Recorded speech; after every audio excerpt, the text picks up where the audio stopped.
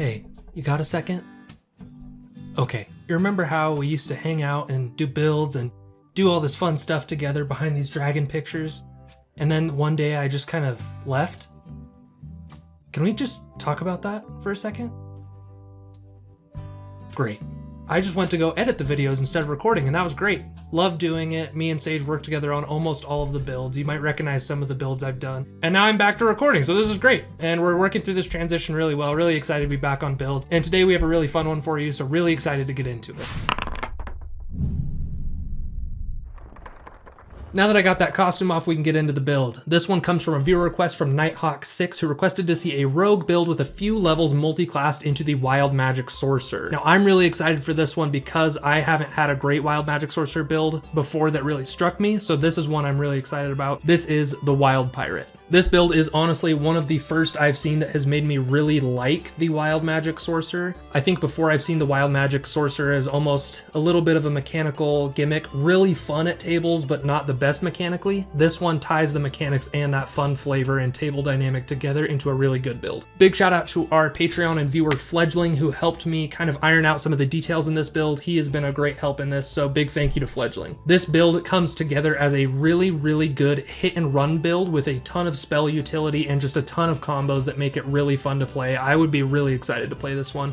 But without further ado, let's get into some of the mechanics. So first, as our lineage, we are going to be picking up one of the lineages I've been most excited for melee hit and run rogues, which is the Firbolg. The Firbolg has Hidden Step, which is amazing for this build specifically. And all melee rogues, really. It's a really good melee rogue feature. It lets us turn invisible until the start of our next turn. This is amazing, especially for melee rogues, because it lets us get sneak attacks as our reaction very consistently using our opportunity attack because of this invisibility. It also gives us a defensive option in case we can't get away from our enemies or our hit and run fails. It gives us a great option there. But Firbolg also gives us Detect Magic and Disguise Self once a day, which are great utility spells. And I especially love Disguise Self on this build because we have the charisma to support the disguise. And I just love that synergy. I think it works really great, especially in this build. Now getting into our stats, as a multi-class build, we need at least a 13 in Dexterity and Charisma due to the Rogue Sorcerer multi-class. And our other stats are going to be a little tricky to do, but not too bad. For this build, we want Dexterity as our primary. Charisma and Constitution are kind of tied for that second slot. And then after that, Wisdom is going to be the most important, but Strength, Intelligence, and Wisdom are kind of left on the back burner. As you might notice, our Wisdom is really low, and that is one of the big weaknesses of this build is Wisdom saves, but we can kind of mitigate that later on, and we'll talk about that when we get there. As for our leveling, we're going to do 4 levels into Rogue, picking up the Swashbuckler subclass, and then after that, we're going to be doing 3 to 5 into the Wild Magic Sorcerer, and then we'll discuss kind of why you do 3 levels, why you do 5 levels, and also what we have beyond that for leveling. As for level 1, we are going into Rogue, which means we're going to have light armor as the best armor we have. We're not really going to be getting into our hit and run style yet. It's really just better to do ranged at this point because it's going to keep us way safer, and it's going to be a more consistent damage output from us. One thing I really love about this build is from Rogue, we get a lot of skill utility,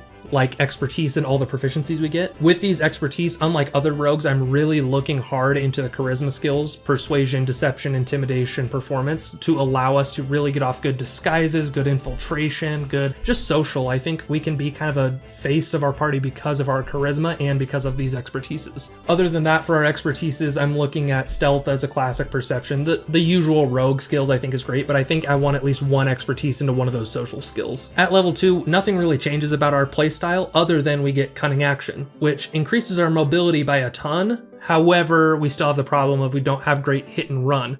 Now that changes at level 3 when we pick up Swashbuckler. Swashbuckler gives us fancy footwork, allowing us to disengage when we attack an enemy, hit or miss, which is really nice. And on top of that, we get Rakish Audacity, which gives us a new way to get our sneak attack if we're 1v1ing somebody, but also, almost more importantly, it gives us an initiative bonus. This initiative bonus equals our charisma modifier, and going first is just so great on a rogue, but it's even better on a rogue that has access to spells. Now these two features we get at level 3, fancy footwork and Rakish Audacity, really really set us up to be a great hit and runner. We can run in, hit somebody, back out without proccing an opportunity attack, and we can still get sneak attack even if our allies aren't there. On top of that, we have cunning action to do this really well, and it really helps us to be really survivable and also get a constant damage output with just a really fun playstyle. At this level, as we're switching into this hit and run playstyle, we'll probably want to switch from ranged weapons into either a rapier or dual short swords probably. Now the rapier is good for one solid attack, which is what rogues really want. However, the dual short swords is really good if we miss our first attack. It gives us an option to have that more consistency in getting our sneak attack off every turn. I think I'm going to opt for the dual short swords, even though we probably won't be using that bonus action attack every turn. As we hit level 4, we are going to pick up the Slasher feat. Now this is a dex half feat, which allows us to put our dexterity up to 18, which is great, rounding it out. And it also gives us a huge benefit to our hit and run style, which is when we hit an enemy once per turn, we can slow their movement speed by 10 feet, allowing us to do this hit and run style way better. The Slasher feat also gives us the benefit that if we get a critical hit, enemies have disadvantage on all their attacks until the end of their next turn, which is great for a defensive buff. Even though it's a pretty minor buff, I think it does give us a little extra defensiveness, which we'll always take. The one drawback of Slasher is that if we were using the rapier, we have to drop it in place of scimitars. These scimitars are something we can dual wield to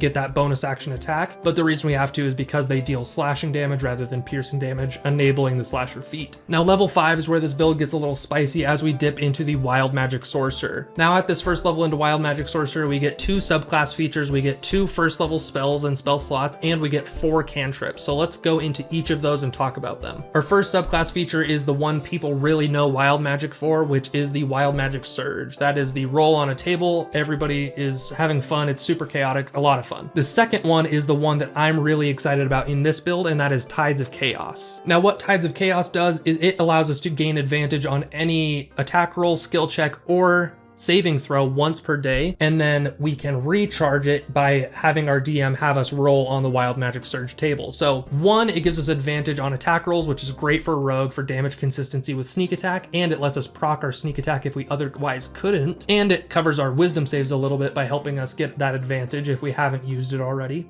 And third, it makes our DM roll more on the Wild Magic Surge table. I really love this feature. It is great in every way for the Wild Magic Sorcerer, and I love it on this build because of its mechanical utility and the extra encouragement it gives you to roll on that Wild Magic Surge table. Love this feature. So now moving into our spells. First level spells, I think our spell selections are going to be pretty basic. I'm going with something like Shield and Silvery Barbs. Both of them reaction spells. They don't interrupt our regular hit and run action economy, and they both are great spells. Shield for defensive buff and Silvery Barbs for kind of a team support because we don't really have a way to proc it ourselves right now, but overall great spells. If your DM doesn't allow Silvery Barbs, that's just fine, we'll work around it, but I do like it as a support option, especially because when we're supporting our allies with it, we can give ourselves advantage on our next attack, giving us that auto sneak attack if we hit. After that, we have 4 cantrips to select.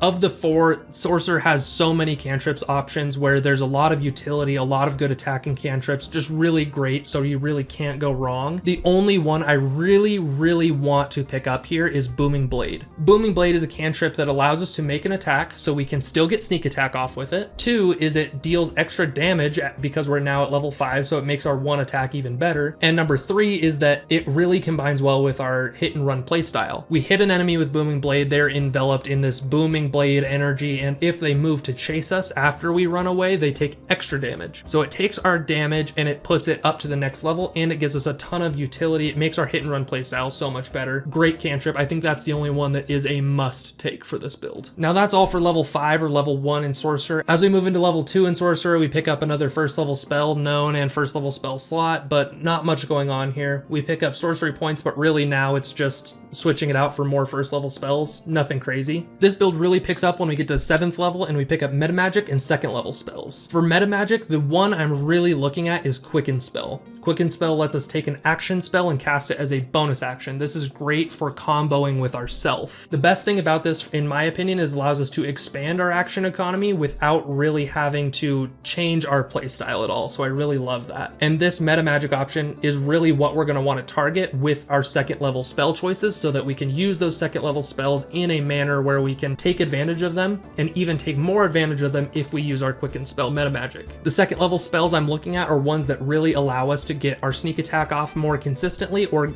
allow us to do different things that rogues normally aren't able to do while also getting our sneak attack. So the first one I'm looking at is Vortex Warp. Vortex Warp is a great support spell, one of my favorites. And the one cool thing about Vortex Warp in this build is we can use it to get our sneak attack. Now, it doesn't give us advantage on attack, but it does allow us to move our allies and our enemies around into a position where we can either get sneak attack from having an ally within 5 feet of an enemy or by 1v1ing somebody. So we can use that spell really in a versatile way to get these benefits and make sure we have sneak attack consistency, especially if we're using our bonus action to quicken cast that spell. The next one I'm looking at is Hold Person. Hold Person is the rogue sorcerer sweet spot. Because we can quicken cast Hold Person, we can still use our action to cast Booming Blade or make a regular attack and get an automatic crit if the creature's failed its saving throw. If you don't know much about rogues, they love crits. Because sneak attack gives us extra d6s, this gives us a huge attack and tons of damage in one hit. I love this combo so much, even though it is a little restricted just because it's humanoid only. The next two spells I'm looking at are Rhymes Binding Ice and Web. Both of these inflict a restrained condition on a group of enemies in an AoE. Rogues really lack an AoE control option, so this is great to have just extra versatility on a rogue. Additionally, these both restrain creatures, which allow us to get our sneak attack off. Both of these great spells. And one thing I particularly love about this build is we have a lot of spell versatility, which allows us to do things rogues couldn't normally do, like support through spells, AoE control, out of combat utility with things like Disguise Self and Detect Magic. We just have a lot of out of combat spell utility as well as in combat spell flexibility stacked on top of Rogue's natural flexibility in combat and out of combat skill utility. So this build is very flexible even though its playstyle is a pretty standard core. So now after our third level in Sorcerer, we have a couple options. We could go deeper into Sorcerer. The level 4 in Sorcerer allows us to pick up an ASI, maybe picking up Resilient Constitution. This gives us proficiency in Constitution saving throws, great for maintaining concentration. We can even go one level past that into level 5 Sorcerer, picking up third level spells and more sorcery points, really allowing us to get more out of our Sorcerer levels. Other than that, taking more Rogue levels is also great by scaling up our sneak attack. So it's really, do you want to scale up your sneak attack or do you want to scale up your spells? I personally lean spells, though I probably wouldn't go past level 6 in Sorcerer, kind of at the top end. That's a dealer's choice though. I think this build, between these two classes, it's really flexible between either one. We have a solid chassis set up in this hit and run playstyle. You can really expand more into spells or sneak attack and make it work. However, both of these options still have the weakness to wisdom saving throws that we discussed earlier. This is where our fun fix to wisdom saving throws comes in, and that is by taking one level into the Undead Warlock. Now, the Undead Warlock does a lot of stuff for us. First off, it gives us the Form of Dread. The Form of Dread gives us immunity to the frightened condition when we have it active, and most of these wisdom saves are probably going to be frightened conditions, which allows us to really benefit from this Form of Dread. It also gives us a temp HP, which is great. A squishy rogue sorcerer multi-class really appreciates that. And thirdly, it gives us the option to once per turn frighten a creature when we hit them with an attack. This feature makes our hit and run playstyle absolutely incredible, because now we can run in, Booming Blade, do all the stuff we were doing before, but then frighten them, and then we can run away. So now they don't even have the option to chase after us. They have to either stay where they are or move away. So they automatically proc Booming Blade. They can't come attack us, which is super defensive,